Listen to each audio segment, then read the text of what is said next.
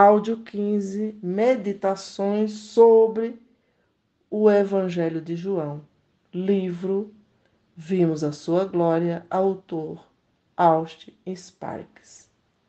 Continuando ainda no capítulo 4, o significado da vida eterna. O que é a doutrina da vida eterna? Em uma declaração, vida eterna é a necessidade de se ter internamente o que é de Deus, como base para tudo que é relacionado a Deus em vida, comunhão, serviço e futuro eterno. A questão com Nicodemos era a respeito da entrada no reino de Deus. Vemos que o reino de Deus é uma condição, um estado, antes de ser uma realidade. Somente o que é de Deus entra no reino de Deus.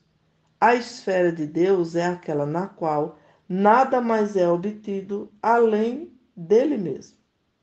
Através da morte, no capítulo 3, nos movemos para o lugar onde vemos qual é a base para a realidade de Deus, o que é que se relaciona com todas as fases de nossa relação com Deus, qual seja a vida de Deus, a vida divina, conhecida como vida eterna.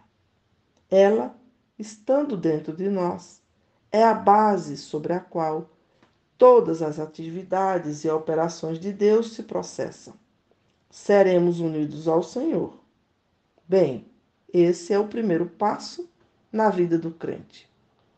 Essa é a primeira fase da vida espiritual, da verdadeira vida cristã, ser unido ao Senhor. A natureza da união com o Senhor é o repartir de sua própria vida, da vida divina, nos unindo a Ele mesmo. Não é algo que foi retirado dele e dado a nós, porque a vida nunca pode ser cortada em fragmentos e distribuída. A vida é uma em sua essência. E isso faz com que ela seja uma unidade orgânica entre todas as partes onde ela penetra.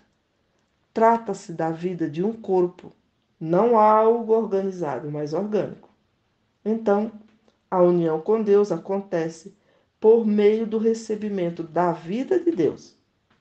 Queremos um relacionamento com Deus que é algo além da união, mas uma vida de comunhão. Isso se dará apenas sobre a base da vida de Deus dentro de nós. Deus terá comunhão com aquilo que é dele, mesmo em nós. Deus nos trará para dentro de um relacionamento com ele, colocando algo dentro de nós com o qual ele pode ter comunhão. Deus não pode se relacionar com a carne, com o homem natural.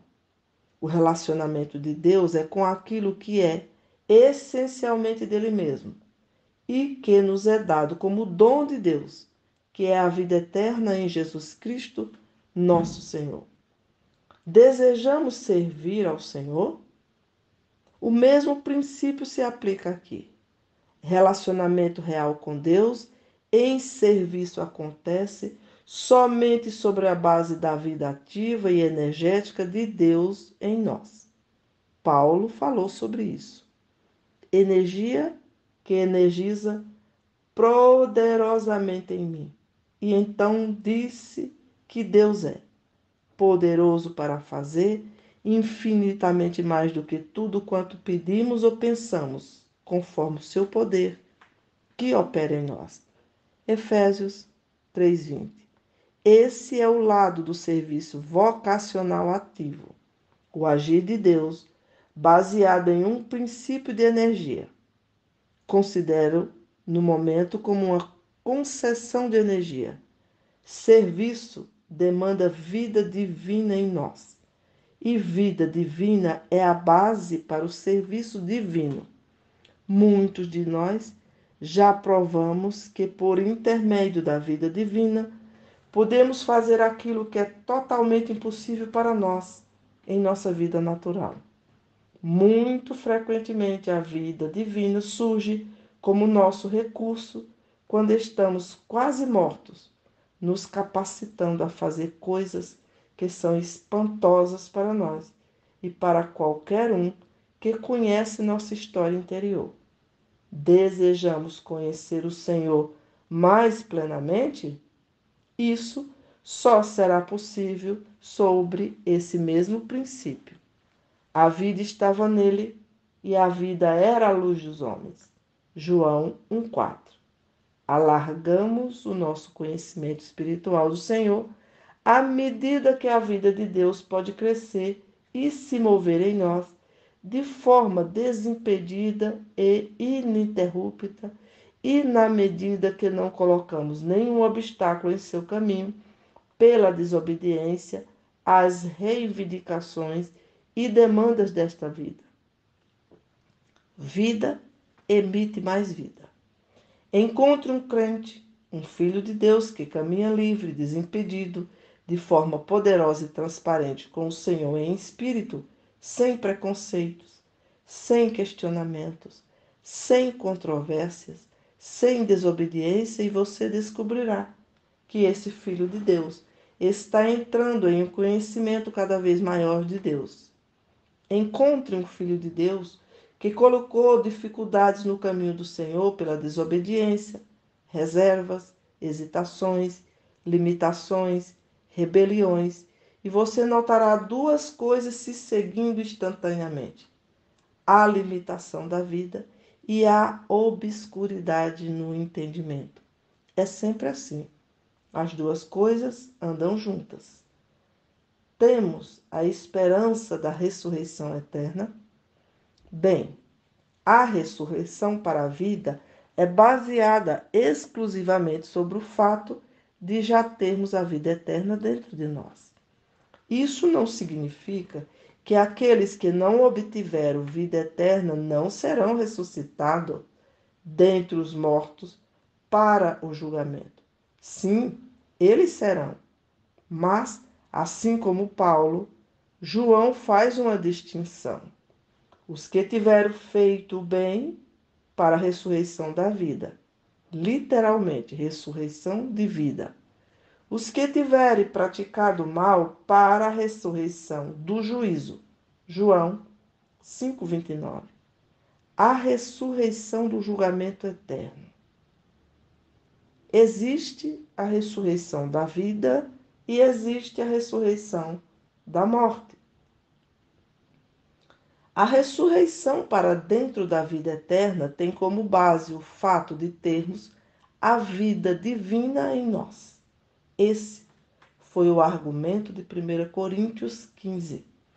Um corpo ressurreto será formado em torno de uma semente. Aquele germe deve estar lá. Algo deve existir ali para ser revestido. Paulo fala a respeito desse revestimento dele mesmo e de todos nós. O que será revestido? O Espírito vivo, habitado pela vida de Deus.